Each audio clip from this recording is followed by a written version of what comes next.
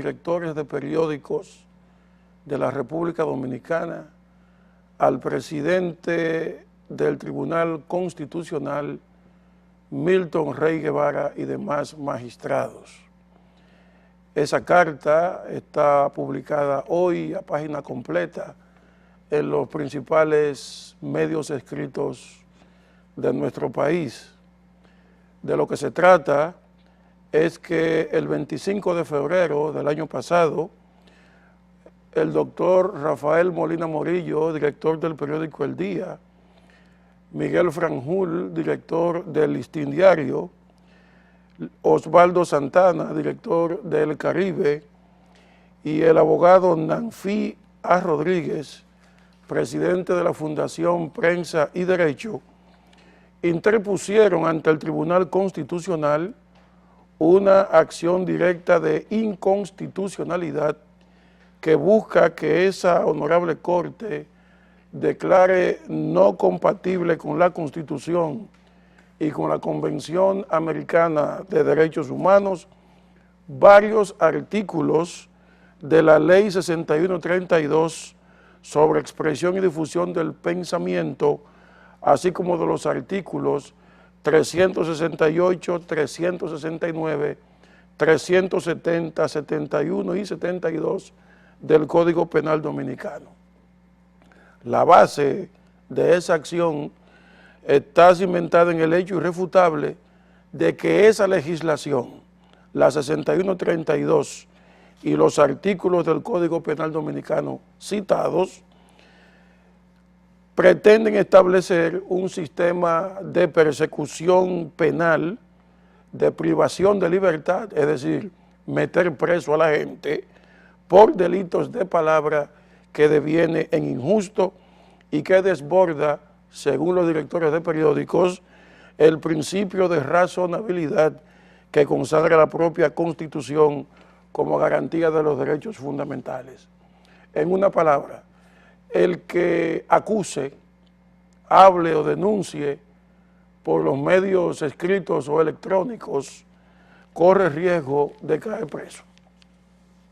Algo parecido a lo que está ocurriendo en Ecuador, donde el periódico Hoy del Ecuador acaba de cerrar hace 3 días, sencillamente asfixiado económicamente por el gobierno del presidente ecuatoriano y sobre todo porque tienen varias quejas, querellas pendientes supuestamente por haber hablado mal de funcionarios públicos.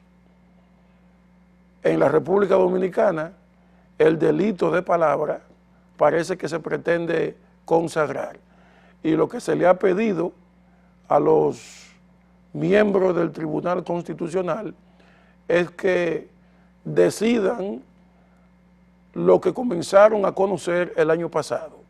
Ya hace un año fueron apoderados, conocieron el expediente y todavía no han dictado un fallo fundamental. Dicen ellos, dicen los periódicos, que como es de conocimiento de los honorables jueces del Tribunal Constitucional, a un año de la referida audiencia, la sociedad dominicana ha esperado pacientemente y con anhelo el momento en que esas rémoras legislativas que pendulan como espada de Damocles sobre la garganta de la libertad de expresión desaparezcan de nuestro ordenamiento jurídico.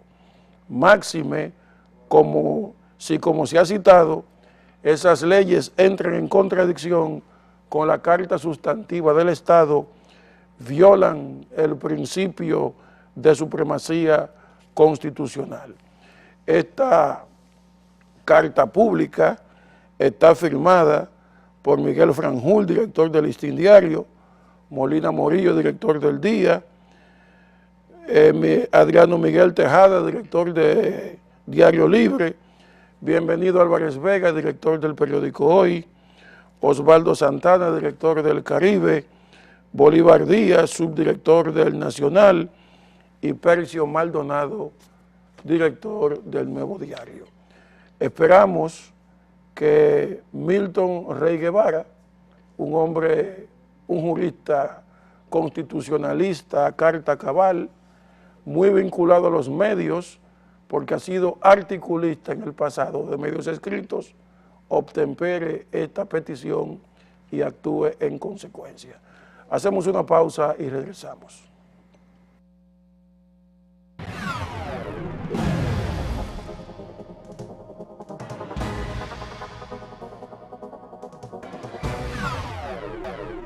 Vamos a presentarles a continuación la segunda parte de la conferencia magistral que dictó anteayer el expresidente de Colombia, Álvaro Uribe Vélez, quien vino a la República Dominicana invitado por el Centro de Exportación e Inversión de la República Dominicana. Él habló de la marca país, la experiencia de Colombia a propósito de una iniciativa que en ese sentido lleva a cabo el gobierno dominicano a través del CIRD que dirige el señor Jean Alain Rodríguez. Veamos esta segunda parte de preguntas y respuestas. Elis Pérez, exministro de Turismo y entrevistador del presidente Uribe, micrófono en mano, en dos ocasiones. Primero en La Romana, cuando hubo aquí la cumbre de los países centroamericanos, cuando el presidente Fernández, en la casa de Gustavo Cisneros, usted recordará, se preparaba entonces para el reto de la reelección y nos explicó ahí cómo lo manejaría. Y en otra ocasión en la Cancillería aquí en Santo Domingo. Presidente, yo le iba a preguntar, un programa tan ambicioso como este para Colombia, cambiar su imagen de algo que no era muy querido y cambiarla totalmente a querer llegar a Colombia y después correr el riesgo de quererse quedar en ella, iba a tener un costo. Yo he escuchado algunos costos, valores que fueron utilizados por Colombia para lograr este éxito extraordinario que el mundo entero le reconoce hoy en día a Colombia. Esa es la realidad. Yo le iba a preguntar eso, pero después he pensado que a lo mejor no tiene sentido el costo si lo miramos frente a los valores adquiridos por Colombia después del éxito. Entonces ya no le voy a hacer la pregunta, presidente. No. La verdad es que eran mayores los costos de los requisitos que cómo avanzamos en seguridad, cómo avanzamos en inversión social, en inversión productiva. Yo creo que lo menos costoso ya es la adopción y la promoción de la marca país. Lo más costoso es poder tener los requisitos que le den credibilidad a esa marca.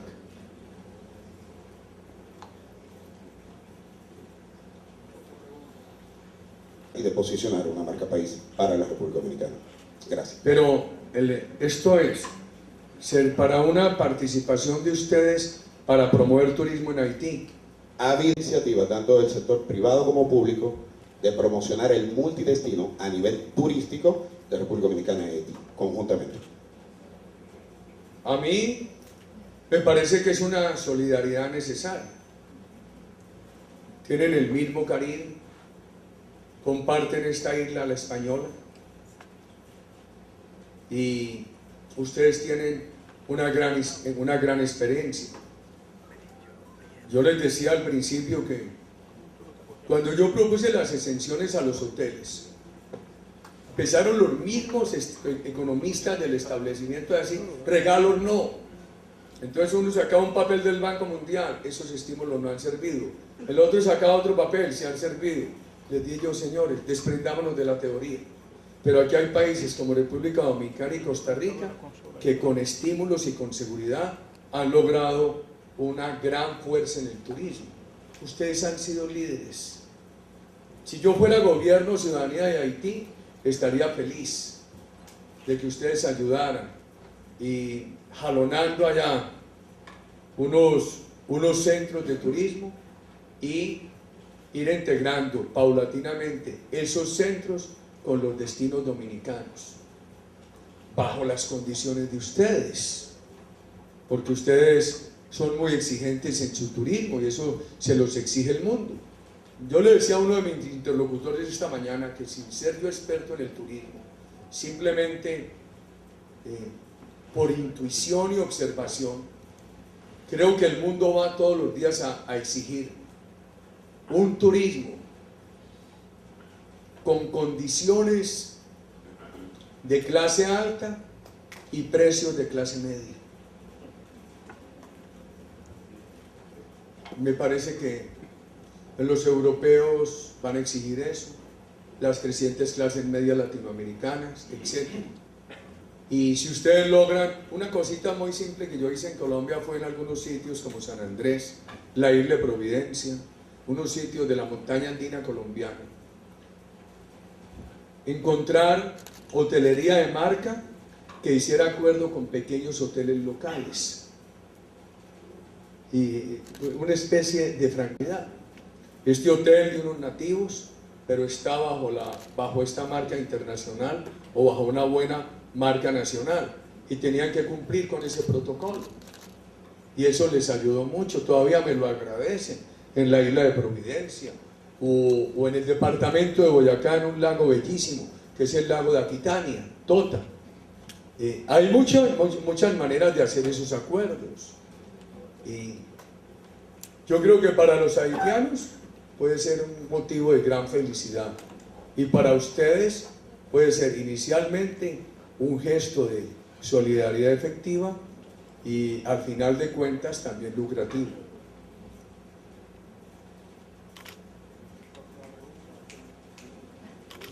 Muy comentada en el mundo en la actualidad.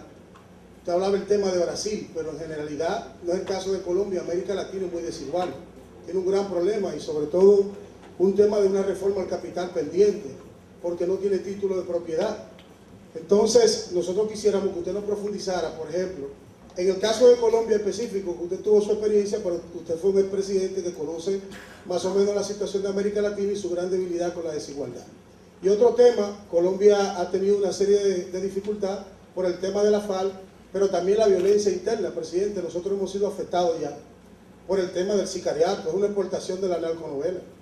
La narconovela en estos países del subdesarrollo la pasan a las 8 de la noche, a Pablo Escobar poniendo bomba a 2 manos, una serie de dificultades que transmiten ya el papel de sicariato y eso en realidad dificulta también el tema de la seguridad. A ver, ¿por dónde empiezo yo? Primero, yo no creo que sea posible eliminar pobreza y construir equidad sin un gran crecimiento económico permanente. ¿Qué es primero, el crecimiento económico o la distribución? Yo diría, creo que hay que superar ese debate, tienen que ir de la mano. Fomente inversión y crecimiento y haga política social simultánea. Que la inversión y el crecimiento le den los recursos y la política social la validación. Para mí era muy importante estimular, como ya les expliqué algunos de los puntos, la inversión y simultáneamente gravar la riqueza. Un problema que yo veo en América Latina es que también hay resentimiento contra la riqueza. O hay una riqueza de espaldas a realidades sociales o unas realidades sociales incubando resentimiento contra la riqueza. Por eso creo que la fórmula puede ser estimule inversión y grave riqueza. Nosotros, a mí me ayudó mucho a elegir mi departamento. Tuve la suerte de que en las 2 ocasiones, compitiendo con candidatos de muy alto peso, me eligieron en primera vuelta. Y me ayudó mucho en la primera elección mi departamento. Yo había sido gobernador allá. Y me ayudó no solamente porque era un gobernador que agitaba la seguridad. Yo creo que eso era lo que más se vendía. Pero creo que lo que más incidía en el apoyo eran las políticas sociales y el diálogo permanente con los ciudadanos. Creo que para mi reelección se vendía mucho la seguridad y pesaba, pero ese diálogo, esos primeros 4 años en la presidencia y las políticas sociales incidieron mucho. Y ahora, hace 4 años para elegir al actual presidente de la República, que en esa ocasión fue el candidato nuestro, había incidido mucho la seguridad y la política social de nuestro gobierno. El otro tema es qué hacer. Yo no le voy a explicar qué hicimos nosotros en educación, en coberturas, calidad. El país avanzó en todo eso. Pero mientras más se avanza, se crea más inconformidad. Hoy un muchacho de 20 años en una universidad tenía 8 años cuando empezó mi gobierno. No tiene por qué tener una visión fresca de lo que era el país en 2002. No tiene, dentro de unos años ese muchacho le va a parecer que era mentira que no se podía ir de Bogotá a Tunja por una carretera. Le voy a decir qué pienso hoy. Si usted suma América Latina y el Caribe, son 590 millones de habitantes, más o menos. Población muy joven, 27 años edad promedio, pero con unos desempleos juveniles muy altos. Imagínese usted, el desempleo juvenil más bajo lo he visto en México, en el 9%. Mi país lo tiene entre el 17 y el 23%. En el cono sur, Brasil, Argentina y Chile hablan del 17%. Panamá, que es una economía de pleno empleo, ya hay cifras que indican que el desempleo juvenil es del 14%. Yo leí sobre el desempleo juvenil en República Dominicana hace 3 años, era muy alto, hoy no me atrevo a decirlo porque no sé cómo ha evolucionado. Era del 35%. Ha empezado a bajar. Que yo veo ahí el gran reto. Porque si uno llega a una universidad a hablar de inversión y ellos no ven oportunidades, dicen, bueno, ¿qué nos va a importar la inversión privada si eso es de ricos?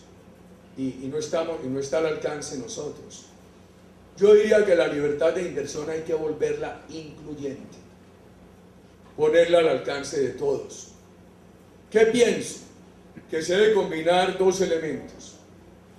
Países con una alta tasa de inversión, un elemento, y un segundo elemento, países con una educación relevante al emprendimiento, más recursos. Creo que nuestros países deberían procurar tener una inversión no inferior al 30% del PIB. ¿Por qué lo he dicho? Porque China se ha puesto alrededor del 40%, ha llegado a tener años del 50%, y porque los países que más estaban creciendo en la región como Chile tenían inversiones del 27-28%. Entonces, eso me llevó a mí a escoger la convención, lleguemos al 30% y no bajemos de ahí. Y una inversión del 30% podría tener crecimientos sostenidos del 5, del 6%. Y eso irá absorbiendo el desempleo juvenil. Segundo, la educación relevante al emprendimiento. En la educación articulada, que la educación formal de primario y bachillerato se integre con promoción de ciencia, con deporte, con cultura, se articule con conocimiento de oficios vocacionales, articular el oficio vocacional, el bachillerato, la tecnología, la universidad, que el tecnólogo en cualquier momento de su vida pueda acceder al grado de educación superior, lograrlo para todos los jóvenes latinoamericanos y financiar el emprendimiento. Yo creo que Colombia tiene un instituto muy importante que se llama Servicio Nacional de Aprendizaje, que es de formación tecnológica, vocacional y de capacitación de trabajadores. En el gobierno nuestro pasó de apoyar 1.100.000 personas por año a apoyar 8 millones. Cuando nosotros empezamos, ese instituto tenía 40.000 estudiantes matriculados en tecnología. Al finalizar nuestro gobierno tenía 500.000, pero necesitaría hoy llegar a 1,5 millones. Y lo más importante que fue, lo articulamos con la universidad. Si usted es tecnólogo en sistemas, que en cualquier momento posterior de la vida pueda completar unos créditos en una universidad y acceder al grado de ingeniero de sistemas. En ese instituto el gobierno nuestro creó una cosa que se llamaba el Fondo Emprender. Le exigíamos a los empresarios tener un aprendiz por cada 20 trabajadores, o en su defecto pagar una cuota, y con esa cuota financiamos el Fondo Emprender para darle crédito a los proyectos de emprendimiento de los jóvenes. Buena idea, pero me quedó pequeño. ¿Qué propusimos nosotros en esta campaña? Nuestro candidato, excelente candidato que no ganó la presidencia, crecerlo 10 veces, ponerlo al alcance de los egresados y estudiantes de todas las universidades y hacer un acuerdo con el sector privado, una alianza pública-privada. Si usted le dice a un banco dominicano, camine, ponga capital de riesgo en proyectos de emprendimiento de los jóvenes, le dicen eso es muy riesgoso. Pero si el Estado le dice, usted ponga $1, yo pongo 2, y hagamos eso con total transparencia, seguramente entra. Yo creo que esto podría ser uno de los caminos para generar esa inclusión. Y yo no veo más camino que ese tipo de caminos para ir mejorando la distribución y superando pobreza y legitimando la inversión. Usted ve, por ejemplo, el tema de la tierra. Si eso no tiene una gran tecnología hoy, no es competitiva, no es acumuladora de riqueza hoy por hoy, simplemente genera pobreza, etc. Yo no observo más camino que ese camino de la educación con recursos de emprendimiento.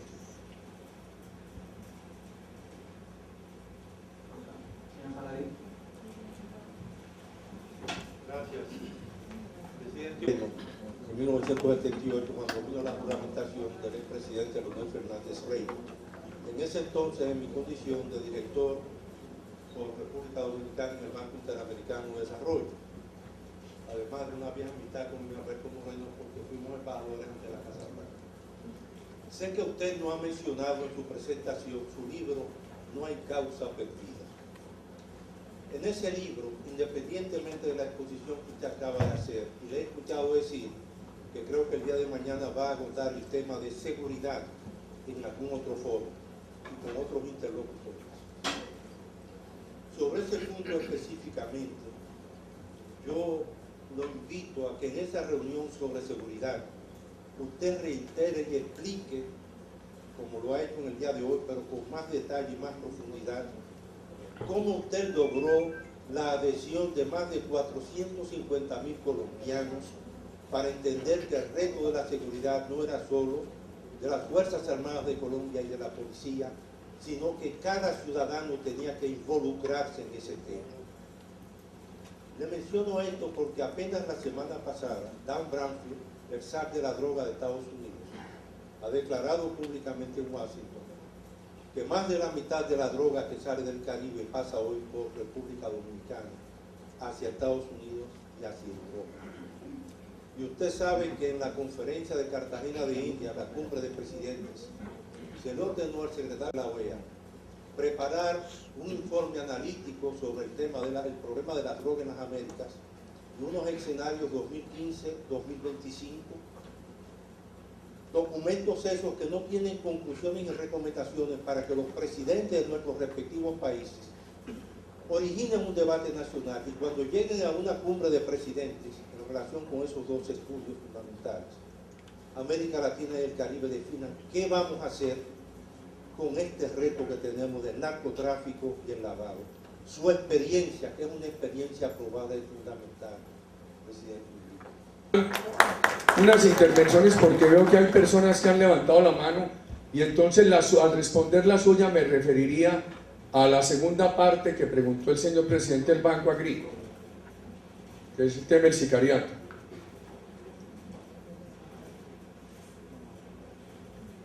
Durante, como bien ha venido comentando, el proyecto de Marca País comenzó en el 2005 cuando usted estaba seguro, pero En el proceso de la construcción estaba el rescatar la reputación positiva de Colombia. Por consiguiente, usted enfrentó una serie de desafíos. Melvin Martínez, del programa de televisión La Prensa de Hoy y columnista del periódico Hoy. Señor presidente, de su conferencia se infiere que no se puede construir una marca país en medio de la inestabilidad política, en medio de la guerra. Es importante porque Colombia lo pudo lograr con la guerrilla de las FARC y con el narcotráfico. Eso es un contrasentido. Pero sobre todo me gustaría que usted hiciera un comentario sobre el acuerdo de paz o las negociaciones de paz que está llevando a cabo su sucesor, el presidente Santos. Esta pregunta viene a cuento porque, de alguna manera, si fracasa esa conferencia o esa negociación, si se aprueba esa negociación, de un modo u otro afectaría la marca país, que es Colombia. Me gustaría un comentario suyo al respecto. Cuando yo llegué a la presidencia, me acompañó como ministro de la Protección Social Juan Luis Londoño, que murió meses después de aéreo, llamado a ser presidente de Colombia. Y me dijo, lo más difícil es frenar el avance de la pobreza, estabilizarla para empezar a bajarla. Lo mismo el desempleo en ese momento estaba entre el 16 y el 21. Usted sabe que estos países tienen desempleos estacionales. Entonces, no es extraño que en un momento, hoy tienen variaciones el desempleo en Colombia de 1 o 2 puntos, de una a otra estación. En ese momento tenía hasta de 6. Y me dijo, vamos para el 25% del desempleo, lo más difícil es pararlo. Entonces, lo primero que hicimos fue empezar a parar el desempleo y la pobreza con inversión que se tradujera en recursos para que el Estado interviniera frente a la pobreza o en empleo con afiliación a la seguridad social. Eso es lo primero que te ayuda en esa situación de emergencia.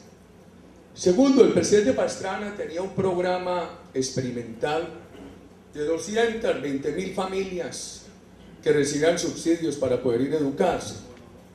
Era el programa que había creado el presidente Cardoso en Brasil, de Bolsa Ecol, y que él lo dejó en 4 millones de familias y el presidente Lula lo subió a 11 millones. Yo dije, hombre, este programa del presidente Pastrana es muy bueno y vamos a subirlo a 3 millones, y se hizo. Nosotros teníamos 10.700.000 personas con subsidio de salud, dejé 23 millones y el país casi con plena cobertura. Hoy hay otros problemas de salud porque llegamos al aseguramiento casi universal, pero hoy hay unos problemas de calidad y de oportunidad. Avanzamos mucho en la protección de la familia y del menor pobre. Nosotros pasamos de 6 millones de beneficiarios de programas a 14 millones.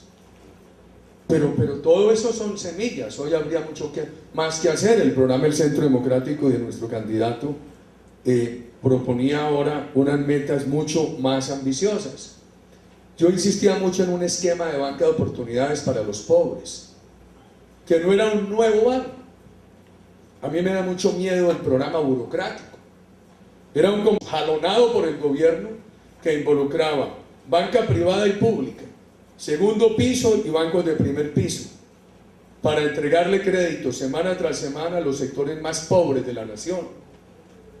Inclusive íbamos trasladando personas que estaban en el crédito informal, pagando intereses altamente usureros permanentemente al crédito formal, y el Estado utilizaba un fondo de garantías que era era un avalista para que ellos tuvieran acceso a la empresa, a la banca privada. Y además, con las ONG dedicadas a microcrédito, el gobierno les inyectaba liquidez, se convertía para ellas en un banco de segundo piso. Todos eran programas que exigían tanto o más dedicación que el programa de seguridad, pero se vendieron menos. La ciudadanía lo identificaba a uno: Uribe, el que peleó con Chávez, Uribe, el de la seguridad. que bombardeó a unos bandidos en la selva del Ecuador. Uno de los recuerdos gratos de República Dominicana fue ese debate aquí. Pero el respaldo popular se sustentaba en todos esos programas. Indudable, infortunado o afortunadamente lo que se vendía era el programa de seguridad, que era lo espectacular. En las otras preguntas hay tres relacionadas: el tema de seguridad, narcotráfico, el tema proceso de paz, el tema FARC sicariato. Déjenme decir cómo, y los otros temas serían cómo construir una marca país en República Dominicana, potencia mundial de béisbol, y reflejar eso en el comercio. Y el tema de qué hace el Centro Democrático para las nuevas generaciones. Déjenme referirme primero a ese tema FARC, sicariato, a ese tema de las conversaciones de La Habana y a ese tema de narcotráfico. Mis anotaciones críticas a la cumbre de Cartagena fue que empezaron a hablar de legalización, porque no aprovecharon la presencia del presidente Obama para decirle: venga, díganos qué está haciendo los Estados Unidos para distinguir entre el consumidor que hay que curar y el distribuidor que hay que meter a la cárcel. Sírvanos usted intermediario ante Europa para que Estados Unidos y Europa nos digan cómo va la política de confiscación de activos al narcotráfico. Nosotros en Colombia los confiscábamos y dábamos rendición de cuenta periódicamente, pero yo no he oído decir de confiscaciones en España. Poco se publican las de los Estados Unidos. Yo creo que hemos adoptado el camino fácil de decir hay que buscar otras políticas y no el camino necesario de exigirle responsabilidad a todos. Dicen en la teoría de la legalización, primero, que vamos a legalizar si hay 1800 drogas ilícitas y todos los días aparecen nuevas. Segundo, está por verse la experiencia de los estados de los Estados Unidos, de Uruguay. Yo veo una reacción de la sociedad uruguaya que uno no sabe dónde va a llegar. Tercero, se ha dicho que la legalización evita el negocio criminal. Perdón, va a aparecer lo que los economistas en estudios econométricos anticipan, es que inicialmente puede haber un desbordamiento de consumo, que si le imponen unas altas tasas de tributación, eso incluso puede llegar a unos mayores niveles de evasión y de criminalidad. Cuarto, que hay que las drogas suaves no son camino para las drogas fuertes. La experiencia colombiana muestra que mucha gente que empezó en la marihuana por usos sociales terminó en un alto porcentaje adicta a la cocaína. Eso no se puede despreciar. Quinto, que hay que permitir examen de los posibles usos científicos de la marihuana. Para eso no hay que legalizar. El Estado puede dar licencia a una organización científica para que lo mire. Sexto, que hay que permitir que el médico le recete al paciente, por ejemplo, una dosis gradual decreciente para poderlo rehabilitar. Para eso no hay que legalizar. Es que la prohibición legal puede ir de la mano del respeto a la ciencia. Y lo que yo he propuesto y lo dejé plasmado en una reforma constitucional colombiana es no cárcel al consumidor, rehabilitación, sí cárcel al distribuidor, y una educación como se ha venido proponiendo por parte nuestra en el Centro Democrático. Creo yo que es la gran alternativa para que los jóvenes no se vinculen. Y hay un tema que no lo he visto en la discusión internacional.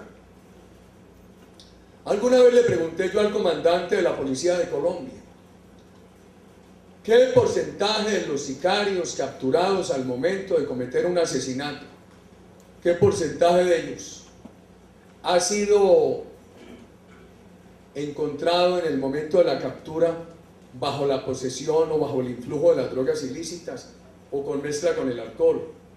Y me dijo el 100%. Y le pregunté a las autoridades mexicanas y me dijeron más del 50%. Y en una ocasión le pregunté a Leo Panetta, cuando era secretario de Defensa de los Estados Unidos, y me dijo más del 70%. Yo creo que el problema de las drogas es un problema de libertad, no para consumir, sino para que el ser humano no deje de ser libre. Las drogas alienan al ser humano.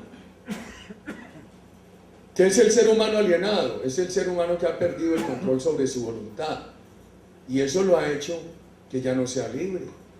El ser humano es el ser vivo de la naturaleza, cuya mayor diferencia es que tiene racionalidad y control de su voluntad. Y las drogas eliminan eso. Entonces, ¿cuál es la libertad? ¿Inducir a la alienación o evitación? A mí me sorprende que ese tema no se haya discutido. Seguramente yo presento estos alegatos como padre de familia, pero es que allá se ha sufrido mucho, y en todas las sociedades donde crece el narcotráfico. Uno no quisiera que un país tan importante como República Dominicana fuera maltratado con ese azote. Un día me dijeron a mí, pero nos van a dejar solos en esta lucha. Que a los Estados Unidos no le importa, que Europa, que uno del otro. Ellos verán, pero nosotros la tenemos que dar es por nuestras familias, no por ganar méritos con Estados Unidos o con Europa. Yo lo plantearía de esa manera. Al principio de Colombia tiene unas guerrillas partidistas hasta los años finales de los años 50, que se hizo la paz entre los partidos y quedaron unos remanentes de esas guerrillas y fueron promovidos por Cuba y por Unión Soviética, y esos remanentes se constituyeron en guerrillas marxistas, y ahí va surgiendo la FARC, el ELN, el EPL, etc. Empezaron en la teoría de la lucha armada, la sustitución de la dialéctica política por la lucha armada, el ejercicio de la política armada como expresión de la lucha de clases, el objetivo de sustituir el Estado de Derecho por la dictadura del proletariado. Era lo que les dictaban desde afuera. Yo soy universitario de los años 70, muchos de mis compañeros ingresan a esas filas. ¿Quién iba a pensar en esos años que 20 años después iban a estar mezclados guerrillas, la reacción que ellos crearon, que fue el paramilitarismo, y la droga? Todos quedaron ahí. Entonces, hoy no es separable en Colombia el tema de la FARC del tema del narcotráfico. La FARC es el principal proveedor de cocaína del mundo. Los frentes del sur de Colombia, la FARC, y no lo digo yo, lo dice todo el mundo y ellos no lo pueden negar, han sido los principales proveedores de los carteles de México. Porque ha habido una elaboración estadística desorientadora. No es que de los 14, 15 mil crímenes de Colombia son imputables a la FARC y a estos grupos muy poquitos. Sí, pero ¿acaso no fueron los que enseñaron ellos? Ellos han sido los maestros del crimen, todos esos grupos terroristas. Vamos a exculparlos. ¿Y qué tarea tan difícil? A mí me toca en la comunidad internacional estar explicando esta otra versión, porque la versión que se vende es la versión exculpatoria. Y me toca a mí, y ahora yo tengo que consagrarme a trabajar del país por mi elección como senador. Y una de las cosas que me preocupa es dejar el oficio, de que el mundo por lo menos pueda escuchar otra versión. Porque la prensa internacional feliz, presentándolos como unos Robin Hood, como unos luchadores, unos revolucionarios contra una sociedad injusta, y justificándolos.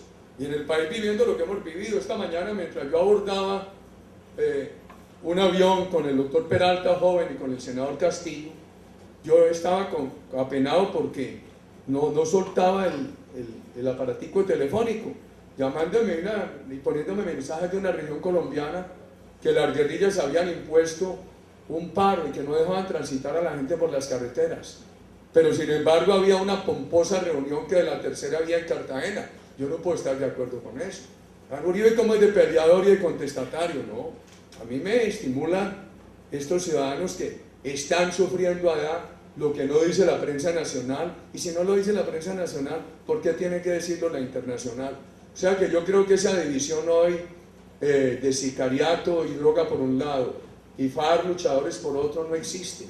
Hoy son una y misma cosa, inclusive con esas bandas criminales que se llama ya, que son esos reductos de narcotráfico y FARC, hoy están aliados, Yo sinceramente creo que si el presidente Santos hubiera mantenido la política de seguridad democrática que él le propuso a Colombia, el país estaría hoy en paz. Seguramente los cabecillas se encontrarían refugiados en La Habana o en Venezuela, pero no tendrían capacidad criminal al interior del país. Nosotros desde un principio dijimos diálogo, sí. De hecho, el gobierno mío reinsertó 18.000 guerrilleros y 35.000 paramilitares. Lo que dijimos fue impunidad, ¿no? Reducción de sentencias, sí. Si a la base de ellos hay que darles indulto y amnistía, déselo. Pero ¿por qué a los responsables de los grandes crímenes? Ahí volví a publicar yo, en una cuenta de Twitter que tengo, unas fotos que comparan los campos de concentración de Hitler y las alambradas en la selva colombiana, con temperaturas de 40 grados, selva húmeda tropical amazónica, los policías tras alambradas secuestrados por la FARC, pero hoy no. En Cuba se dice que eso no es secuestro ni tortura, que eso fue una retención porque estábamos en un conflicto. Yo con eso no puedo estar de acuerdo. Queridos amigos, me tocará batallar en el Congreso de la República, no sé con qué suerte, y me toca decirle al mundo mi opinión. Genera mucha división, pero yo creo que la impunidad genera nuevas violencias.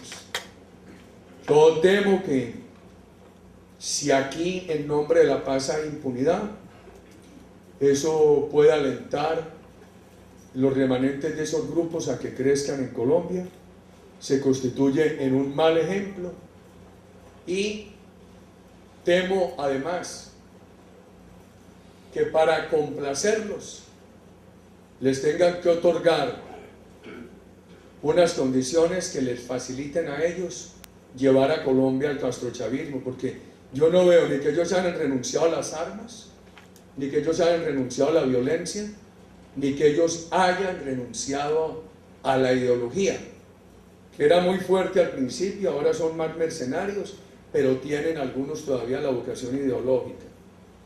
Y entonces me parece muy peligroso, porque una señal de un acuerdo de negociación con ellos que le genere dudas a la empresa privada colombiana e internacional puede ser devastador de la confianza e inversión que requiere Colombia como presupuesto para poder avanzar en política social.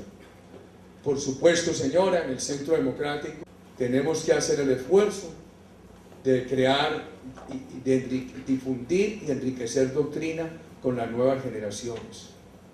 A mí me preocupa mucho porque no es fácil, y he encontrado, por ejemplo, muchos sembradores de odio.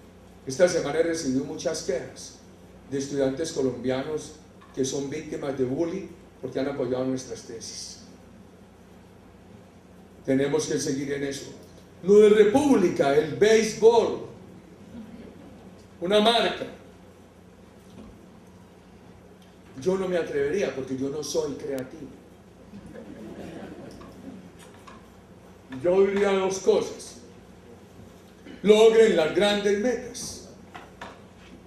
Una gran meta, la que ha propuesto su presidente, de llegar a 10 millones de turistas. Revisen las cifras de la suma de inversión extranjera más la doméstica, pública, privada, a ver si se pueden ir acercando al 30 del PIB. En este país es más difícil por una razón.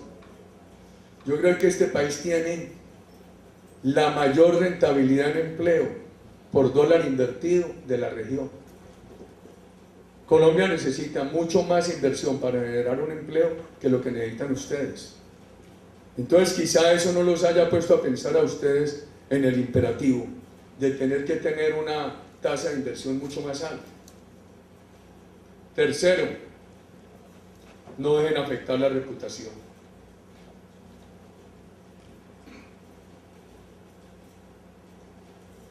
Que no se puede acabar con el narcotráfico, es peor no luchar contra él. Y la sociedad se engaña. Colombia se decía, no déjenlos, que ellos se matan entre ellos. Yo recuerdo que entré yo a un teatro en México y había 8.000 profesores. Y algunos profesores gritaban en contra mía, Uribe, guerra, guerra. No, señores, no es guerra, es seguridad. Y les voy a proponer una reflexión. Dejen que el narcotráfico siga actuando. El crimen es insaciable. Un día van a llegar y le van a decir, a mí no me interesa su sentencia, o me absuelve o lo mato. Y al otro día le van a decir al legislador, o me aprueba esta ley o lo asesino. Y van a llegar a su colegio, estimados profesores, y les van a decir, ustedes o le ponen esta nota a mi hijo, o lo asesino. El crimen es insaciable. No tiene fronteras territoriales, ni morales, ni éticas. Por eso, la única solución de la historia de la humanidad contra el crimen es enfrentarlo y prevenirlo en las nuevas generaciones con oportunidades, pero hay que enfrentarlo. Entonces, el señor que me preguntaba por los problemas de reputación nuestros, se fueron enfrentando con hechos. Ahí la gente veía que se podía invertir, que había unas normas razonables, que había seguridad jurídica, que había más seguridad, que se podía ir a Cartagena, que se podía desplazar por las carreteras, que se podía ir a la ruralidad a muchos sitios que estaban vedados, y eso iba dando buena reputación. Por supuesto, los adversarios declarados míos, y he pensado mucho en estos días que es mejor tener adversarios declarados que amigos sospechosos en la política.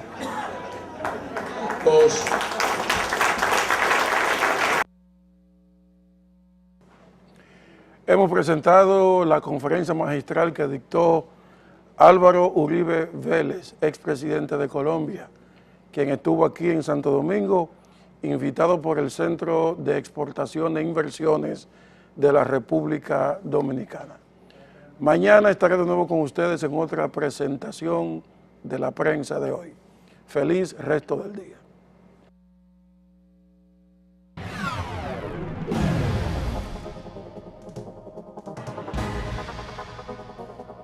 Con su nueva producción,